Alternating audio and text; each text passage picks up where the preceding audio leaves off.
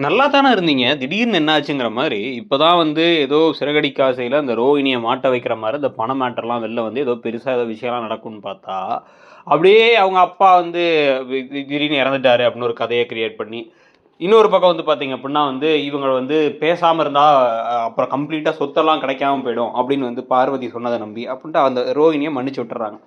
அதாவது விஜயாவுக்கு இந்த மாரி பணத்த வச்சு ஒரு விஷயம் இருக்கு. ஓகே. ஆனா வந்து அண்ணாமலைக்காச்சும் எது நீதி, நேர்மை, நியாயம் அப்படின்னு தெரியணும்ல. எங்க அப்பா சொல்லி தான் நான் வளர்ந்தேன் அப்படின்னு சொல்லி தானே முத்து சொல்லிட்டு இருக்காரு. ஆனா அவருமே எதுவும் செய்ய மாட்டாரு. பாதி நேரம் அவரும் தேமேன் தான் இருக்க மாரி தான் அந்த கதை போயிட்டே இருக்கு. அவரே வில்லனோன்னு நினைக்க தோணுது நமக்கு. செஞ்ச விஷயத்துக்கெல்லாம் முத்துட்டலாம் கோவப்படுவாரு. ஆனா மனோஜ், ரவிட்டி ஈஸியா மன்னிச்சு விட்டுருவாரு.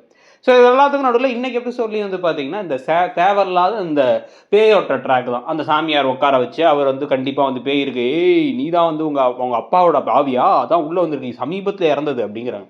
எங்க அப்பா இறந்து 10 வருஷத்துக்கு மேல இருக்குமேங்கிறாங்க ரோகிணி. உடனே இப்ப பெரம்பு எடுத்து கால்லயே பட்டு, பட்டு, பட்டுன்னு போட்டு, இந்த பெரம்ப வச்சு டெய்லி அடிக்கணும்னு சொல்றது. இத வச்சு அவங்க அழுதுகிட்டே போய் உட்கார்ந்திருக்கிறதுன்னு, இத வச்சு ஒரு காமெடி ட்ராக் வேற. இதுக்கு நடுவுல சவாரிக்கு ஏறுன ஒருத்தர், அவருடைய அப்பா இறந்துட்டாரு. அதனால உடனடியா சீக்கிரம் போணும் நானு. அப்படின்னு சொன்ன உடனே, நோ என்ட்ரில பூந்து போலீஸ் நிறுத்த சொன்னா கூட நிறுத்தாம வேகமா போயிட்டாரு முத்து. யாருக்கு என்ன அவசரம் இருந்தாலும், உங்களுக்கு அந்த ரூல் அப்படின்னு ஒண்ணு இருக்குன்னா, அத எப்படி ஃபாலோ பண்ணணுங்கிறது கொஞ்சமாச்சும் பண்ணிக்கலாம். ஒரு தடவ, 2 தடவனா பரவால்ல. எல்லா தடவையும் நான் ஊர காப்பாத்துறேன் பேர் வழின்னு மட்டும் இருக்க வேண்டியது. நேரா கிளம்பி இவரு போனதுக்கப்புறம் அதே போலீஸ் ஆஃபீசர் வந்து இந்த காரையே சீஸ் பண்ணி அடிச்சு போயிட்டாரு. உடனே அவரு, "ஐயோ! சார் மன்னிச்சிடுங்க சார்ன்னா" அதெல்லாம் கேட்க முடியாதுன்னு சொல்லிட்டு போயிறாரு. "உன்னலாம் பழி வாங்கணும் அளவுக்கு நீ பெரிய ஆள் இல்லடாங்கிறாரு வேற.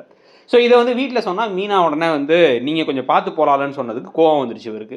இதுக்கு நடுவுல ஸ்ருதியும், ரவியும் சேர்ந்து வேற ஹனிமூன் பிளான் பண்ணிட்டு இருக்காங்கன்னு கதை போயிட்டு இருக்கு. இதெல்லாம் பத்தி நீங்க என்ன நினைக்கிறீங்க? ஃபில்லர் வச்சிருக்க ஆசை அப்படிங்கிற மாரி போயிட்டு இருக்கு. அத பத்தி உங்க கருத்த சொல்லுங்க.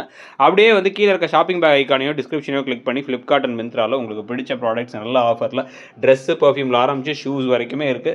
ஸோ உங்களுக்கு வேற என்ன பிடிச்சிருந்தாலும் பர்ச்சேஸ் பண்ணிக்கோங்க. அப்படியே மறக்காம இடம்பொருள் சேனல சப்ஸ்கிரைப் பண்ணிடுங்க. Thank you.